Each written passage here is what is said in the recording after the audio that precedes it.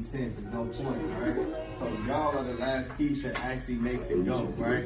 And then we talked about, y'all remember we talked last time, we talked about y'all being the future. We talked about all this futuristic stuff, all these machines out here, all this software. You know, it's not gonna run by itself. It's not gonna do anything by itself without y'all. The more that we have y'all in this thing, and the more that we turn the whole zip codes around, we turning everything around because we are the creators, we the makers, and we know how to do it. We know how to take something from up here and make it come out right here, right?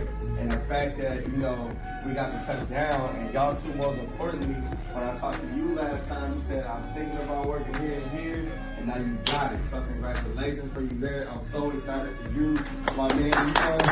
You was doing your thing, you're already out here, you had your options, my fuck family, and, you know, I'm just so proud of, you know, where you guys are, and that all of y'all are continuing, you know, familiar faces. Y'all still in the program.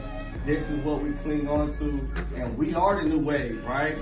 Y'all are the new wave. I get so excited, I get goosebumps, because when I was in this, we didn't have a whole classroom of us, right?